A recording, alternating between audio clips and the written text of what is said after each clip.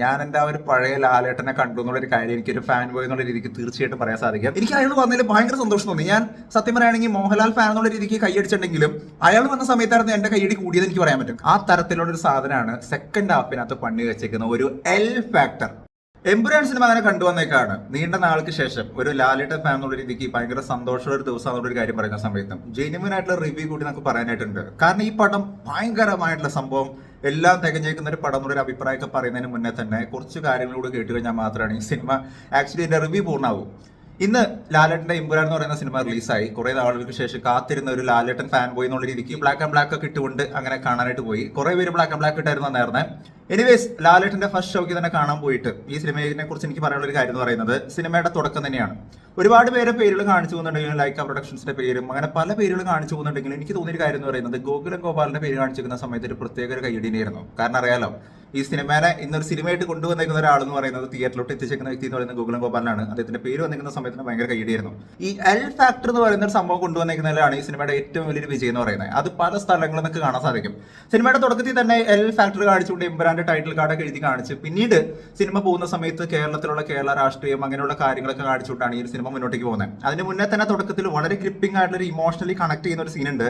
അത് ഞാൻ എന്താണെന്നുള്ളൊരു കാര്യം പറയുന്നില്ല, സിനിമ കാണുന്ന സമയത്ത് മനസ്സിലാവും. ഒരു ട്രോമയാണ്. നമുക്ക് തിയേറ്ററിൽ നിന്ന് കാണുന്ന സമയത്ത് നമുക്ക് തന്നെ ഒരു ട്രോമ ഫീൽ ചെയ്യും. ആ തരത്തിലുള്ള ഒരു സംഭവം നോർത്തിൽ നടക്കുന്ന ഒരു സംഭവമായിട്ട് ബന്ധപ്പെട്ടുകൊണ്ട് ഒരു സംഭവം കാണിക്കുന്നുണ്ട്. അത് ഗംഭീരമായിട്ട് തോന്നി. എടുത്തു വെച്ചേക്കുന്ന രീതിയും ആ ഒരു ഇന്റൻസിറ്റി കാണിക്കുന്നതിലുള്ള അവരുടെ ഒരു ഔട്ട്പുട്ട് കൊണ്ടുവരാൻ ശ്രമിച്ചേക്കുന്നതിൽ അവർ ശരിക്കും വിജയിച്ചിരുന്നൊരു കാര്യം എനിക്ക് തോന്നിയത്. വില്ലനും ഗംഭീരം തന്നെയായിരുന്നു. തുടക്കത്തിൽ തന്നെ വില്ലന്റെ ഒരു ഇന്റൻസിറ്റി എന്താണെന്നൊരു കാര്യമൊക്കെ അവിടെ തന്നെ മനസ്സിലാവും. പിന്നീട് അവിടുത്തെ ഡയറക്ടറുടെ പേര് എഴുതി കാണിച്ചതിന് ശേഷം സിനിമയിലോട്ട് വരുന്ന സമയത്ത് കേരള രാഷ്ട്രീയം കാര്യങ്ങളൊക്കെയാണ് സംസാരിച്ചു പോകുന്നത്. നമുക്കറിയാം കേരളത്തിൽ നടന്നു വരുന്ന പല പൊളിറ്റിക്കൽ ആയിട്ടുള്ള കാര്യങ്ങളെക്കുറിച്ചും നമ്മൾ നല്ലവരെന്ന് വിശ്വസിക്കുന്ന ആൾക്കാരല്ല കേരളം ഭരിക്കുക എന്നുള്ള കാര്യങ്ങൾ കാണിച്ചുകൊണ്ട് ഇങ്ങനെ മുന്നോട്ടേക്ക് പോകുന്ന സമയത്ത് ഈ സിനിമയിൽ ഒരുപാട് ഡൗൺഗ്രേഡ് ചെയ്യുന്ന സീനുകൾ ഉണ്ടായെന്നുള്ളൊരു കാര്യം എനിക്ക് തോന്നിയത്. അതായത് സിനിമയിൽ പറഞ്ഞു പോകുന്ന കാര്യം രാഷ്ട്രീയം ആയതുകൊണ്ട് തന്നെ കേരളത്തിൽ കാണിച്ചു പോകുന്ന പല സീനുകളിലും ഭയങ്കരമായിട്ടുള്ള ഒരു ഡിപ്പ് ഉണ്ടായെന്നുള്ളൊരു കാര്യം എനിക്ക് തോന്നിയായിരുന്നു. അങ്ങനെ കണ്ട സമയത്ത് എന്നിലുള്ള ലാലേട്ടൻ ഫാൻ സത്യത്തിൽ ഭയങ്കര അപ്സെറ്റ് ആയിരുന്നു. കാരണം ഈ പടം എന്താ പറയുക, നമ്മൾ പ്രതീക്ഷ അത്രയും വന്നില്ലേ എന്നുള്ളൊരു തോന്നൽ വന്നായിരുന്നു. പക്ഷെ അതിനുശേഷം ഈ സിനിമയിൽ കാണിച്ചേക്കുന്ന ഈ ഖുറേഷ് അബ്രാം എന്ന് പറയുന്ന അദ്ദേഹത്തിന്റെ ഒരു ഷോട്ട് കാണിക്കുന്നുണ്ട്. അദ്ദേഹത്തിന്റെ ഒരു എൻട്രി ഷോട്ട് കാണിക്കുന്നുണ്ട്. അവിടെയാണ് ശരിക്കും തിയേറ്റർ ശരിക്കും കുലുങ്ങുന്നതെന്നുള്ളൊരു കാര്യം പറയാൻ പറ്റും. കാരണം ആ ഒരു ഇറങ്ങി വരുന്ന ഷോട്ടിനകത്ത് തന്നെ ആൾക്കാരുടെ കയ്യടി അവിടെ നിന്ന് തുടങ്ങി. അങ്ങനെ തുടങ്ങി വന്നേക്കുന്ന ഒരു സീനിലാണ് ഈ ഒരു ഫസ്റ്റ് ഹാഫ് അവസാനിക്കുന്നത് എന്നുള്ളൊരു കാര്യം നമുക്ക് പറയാൻ പറ്റും. കുറെ കാര്യങ്ങൾ സംഭവിക്കുന്നുണ്ട്, ഞാൻ സ്പോയിലറായിട്ടൊന്നും പറയുന്നില്ല. അത്യാവശ്യം ഹൈ എലിവേഷൻ സീനുകളും എന്നാൽ കുറച്ച് ഡിപ്പായിട്ടുള്ള സീനുകളും കൂടിയേക്കുന്ന ഒരു മിക്സ് ആണ്, ഒരു ബ്ലെൻഡാണ് ശരിക്കും ഈ പറയുന്ന ഫസ്റ്റ് ഹാഫ് എന്ന് പറയുന്നത്. സെക്കൻഡ് ഹാഫിലോട്ട് കയറിയ സമയത്ത് ഒരു അത്ഭുതം സംഭവിച്ചു എന്നുള്ളൊരു കാര്യം പറയാൻ പറ്റും. ഞാൻ എൻ്റെ ആ ഒരു പഴയ ലാലേട്ടനെ കണ്ടു എന്നുള്ളൊരു കാര്യം എനിക്കൊരു ഫാൻ ബോയ് എന്നുള്ള രീതിക്ക് തീർച്ചയായിട്ടും പറയാൻ സാധിക്കും.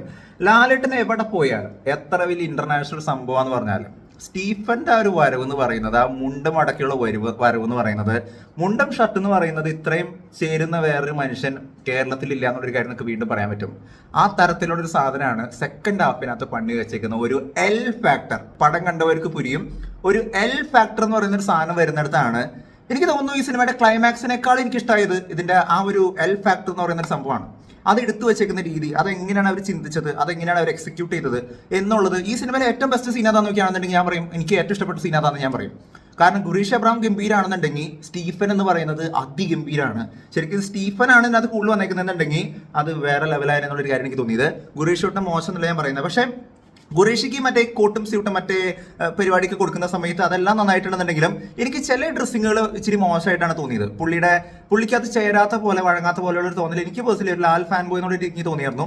പക്ഷേ ചില സ്ഥലങ്ങളിൽ UK വെച്ച് കാണിച്ചിരിക്കുന്ന ചില പോർഷൻസിൽ അദ്ദേഹത്തിന്റെ ഒരു ഷോട്ടുകൾ കാണിക്കുന്നത്, ഇന്ദ്രജിത്തിന്റെ ഒപ്പമുള്ള ചില സ്ഥലങ്ങൾ കാണിച്ചിരിക്കുന്ന ഷോട്ടുകളുണ്ട്.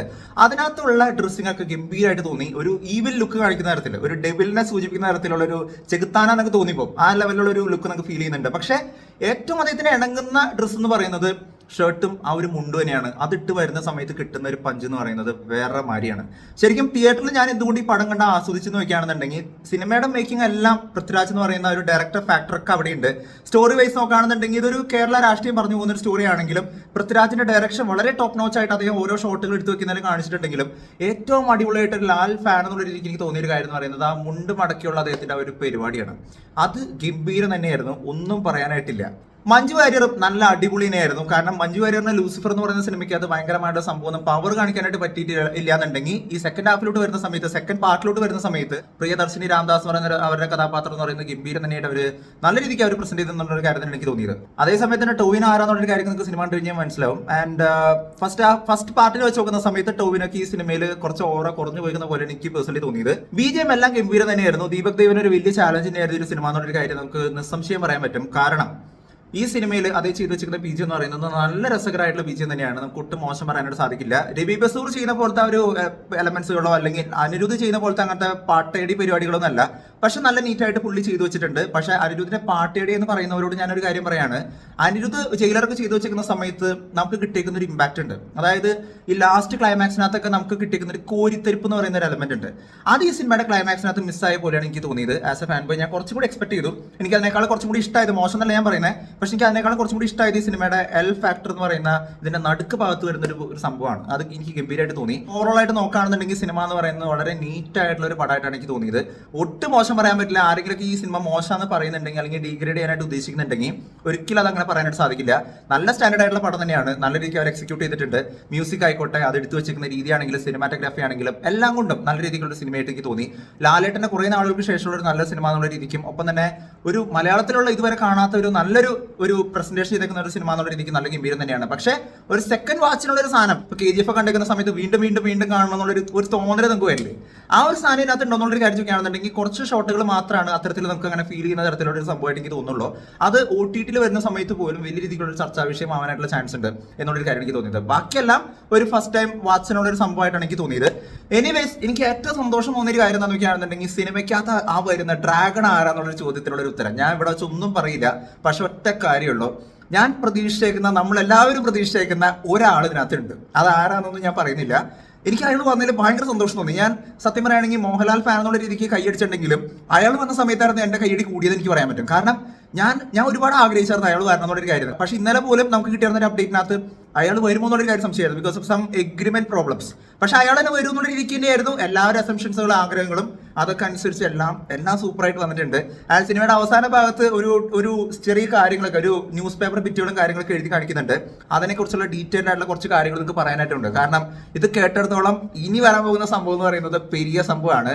ഒരു പക്ഷേ നായകനെ വെല്ലുന്ന തരത്തിലുള്ള ഒരു റിയൽ ഗാങ്സ്റ്റർ ആണ് ഇനി വരാൻ പോകുന്നത് എന്നുള്ള രീതിക്കുള്ള ഒരു സംഭവമാണ് ഇപ്പൊ നിലവിൽ സെറ്റ് ചെയ്ത് വെച്ചേക്കുന്നത്. എന്താണെന്നുള്ള കാര്യമൊക്കെ നമുക്ക് പിന്നീട് പറയാം. സോ എന്തായാലും സിനിമ കാണാത്തവർ പോയി കണ്ടോക്കാം. ഒരിക്കലും നിങ്ങൾക്ക് ഒരു നിരാശയായിരിക്കില്ല. നല്ലൊരു സിനിമ തന്നെയാണ്, നല്ല അടിപൊളി സിനിമ തന്നെയാണ്.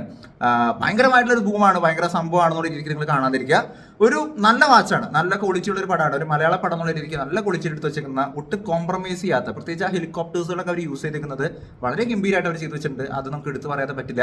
അത്ര നല്ല രീതിക്ക് ചെയ്തു വെക്കാനായിട്ട് ശ്രമിച്ചേക്കുന്ന ഒരു സിനിമയാണ്. പക്ഷേ KGF പോലത്തെ അങ്ങനത്തെ ഒരു തരിപ്പ് തരുന്ന കുറേ എലമെന്റ്സുകളൊന്നും നിങ്ങൾ ചിന്തിക്കരുത്. ഒരുപാട് ഹൈ എലിവേഷൻ സീനുകളുണ്ട്, കുറച്ച് ലോ എലിവേഷൻ സീനുകളുണ്ട്. പടത്തിന്റെ ഡ്യൂറേഷൻ കുറച്ച് കൂടുതലാണ്, അതുകൊണ്ട് തന്നെ അത് കുറച്ചൊരു ഫാക്ടറായിട്ട് വരാനുള്ള ചാൻസ് ഉണ്ട്. സ്റ്റോറി അത്ര ഗ്രിപ്പിംഗ് ആയിട്ടുള്ള ഒരു സ്റ്റോറി ആയിട്ട് എനിക്ക് മൊത്തത്തിൽ തോന്നില്ല. But it's okay, it's fine. Kerala politics അല്ല പറയുന്നത്. സോ എന്താണെങ്കിൽ നിങ്ങൾ കണ്ടുവെക്കുക. എന്താണ് നിങ്ങളുടെ അഭിപ്രായം എന്നൊരു കാര്യം താഴെ നിന്ന് കമന്റ് ചെയ്യുക. എന്നിലുള്ള ലാലേട്ടൻ ഫാൻ ബേസിക്കലി ഭയങ്കര ഹാപ്പിയാണ്. എന്നിലുള്ള ഫിലിം ഫാൻ ബേസിക്കലി ഭയങ്കര ഹാപ്പിയാണ്. എന്താണ് നിങ്ങളുടെ അഭിപ്രായം എന്നൊരു കാര്യം താഴെ നിന്ന് കമന്റ് ചെയ്യുക. വീഡിയോ ഇഷ്ടപ്പെട്ടെങ്കിൽ വീഡിയോയിലേക്ക് വീഡിയോ മാക്സിമം പേറ്റ് ഷെയർ ചെയ്യുക. ചാനൽ ഇഷ്ടപ്പെടുന്നുണ്ടെങ്കിൽ സബ്സ്ക്രൈബ് ചെയ്യുന്ന കാര്യം പരിഗണിച്ചേക്കുക. തുടർന്നുള്ള ബെല്ലൈക്കൺ കൂടി അമർത്തിക്കുകയാണെന്നുണ്ടെങ്കിൽ ലേറ്റസ്റ്റ് ആയിട്ട് വരുന്ന വീഡിയോകളുടെ അപ്ഡേറ്റുകളെല്ലാം നിങ്ങൾക്ക് ഉടനടി ലഭിക്കുന്നതായിരിക്കും. മറ്റൊരു വീഡിയോ ആയിട്ട് വീണ്ടും വരുന്നവരെ ഇറ്റ്സ് ബീറ്റ് നോട്ട് സബേസ് സൈനിങ് ഔട്ട്. ബൈ.